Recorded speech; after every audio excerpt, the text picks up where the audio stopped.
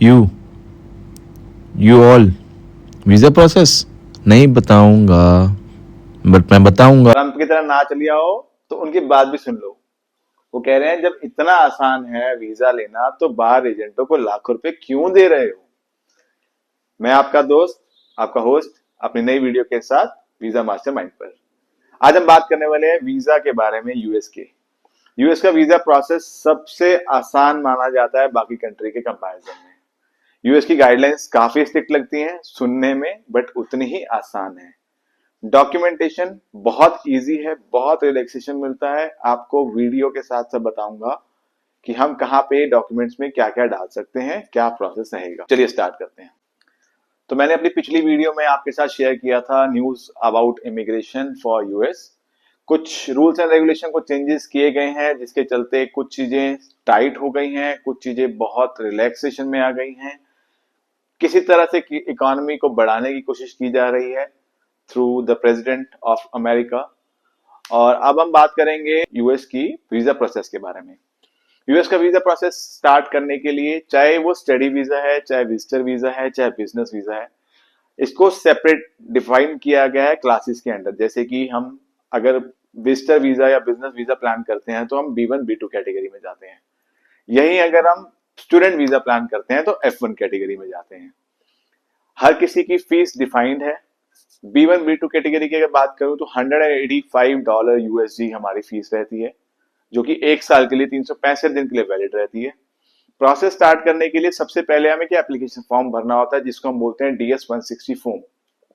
उसमें हमारी basic application की डिटेल्स आती हैं, जिसमें हम अपने बारे में बताते हैं, नाम, पासपोर्ट, पासपोर्ट का number, expiry date, date of birth, qualification, हमारा ऑक्यूपेशन, क्या अर्निंग्स है, हमारी पेरेंट्स कहाँ हैं, यूएस में हमारे लिंक्स क्या हैं, इस तरह की कुछ इन्फॉर्मेशन हम उस फॉर्म में फिल इन करते हैं।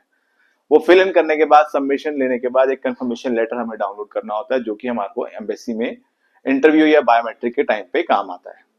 उसके बाद हम एम्बेसी की फीस उनके पोर्टल के थ्रू पे आउट करते हैं, जो कि $185 रहती है। करीबन इंडियन रुपीज अगर कैलकुलेट करेंगे तो 16,200 रुपए के आसपास का एक्सपेंडिचर रहता है, which is non refundable at any coast.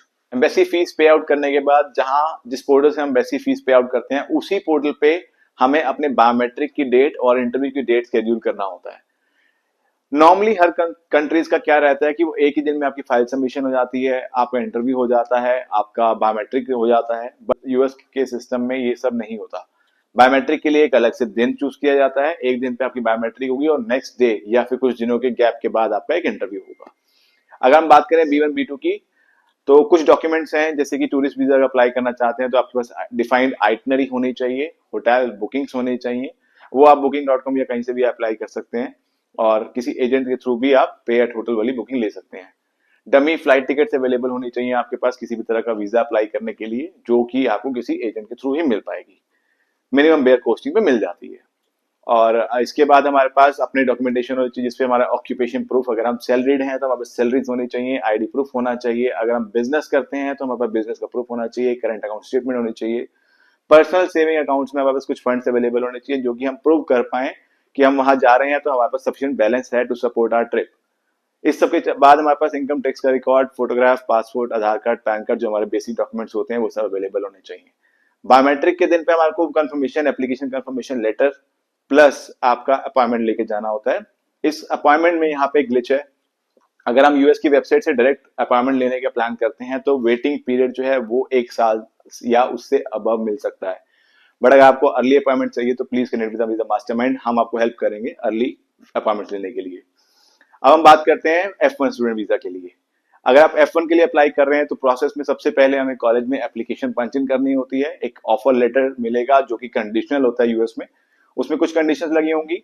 और कंडीशन में सबसे पहले ऑफर लेटर लेने से पहले हमारे पास टर्म्स एंड कंडीशन ये भी है कि आप IELTS और PD के साथ अपना ऑफर लेटर अप्लाई कर रहे हैं या फिर बिना उसके MOI के बेसिस पे, मीडियम ऑफ इंस्ट्रक्शंस के बेसिस पे। अगर आपका मीडियम ऑफ इंस्ट्रक्शंस इंग्लिश के बेसिस पे है तो आप डायरेक्टली एडमिशन के लिए अप्लाई कर सकते हैं। आपका ऑफर लेटर कंडीशन आने के बाद उस कंडीशन को फुलफिल करना होगा, जिसमें हमारा इंटरव्यू भी हो सकता है और हमारी फीस पे आउट करने की टर्म्स एंड कंडीशन भी हो सकती है, which can be a bare minimum cost from the college side. अगर वो आप पे आउट कर देते हैं, उसके बाद हमें फंड्स शो करने होते हैं अपने कॉलेज को, that we have sufficient balance to support our education into the US. either we are coming from Pakistan, India or any other country. Accordingly 1 साल का पैसा कॉलेज का प्लस 1 साल का हमारा लिविंग एक्सपेंस हमारे अकाउंट्स में अवेलेबल होना चाहिए। जब हम अपनी क्लियर कर लेते हैं तो हम सर्विस फीस के लिए अप्लाई करते हैं, सर्विस सर्टिफिकेट मिलता है हमें एक फीस पे आउट करने के बाद, उसमें हमारा क्रॉस चेक होता है पूरा प्रोफाइल और हमें सर्टिफिकेट इशू कर दिया जाता है। जब हमारे पास ये सारे डॉक्यूमेंट रेडी हो जाते हैं, हम अपनी एसओपी रेडी करके, अपना रिज्यूमे रेडी करके हम एम्बेसी के लिए वीजा अप्लाई कर सकते हैं।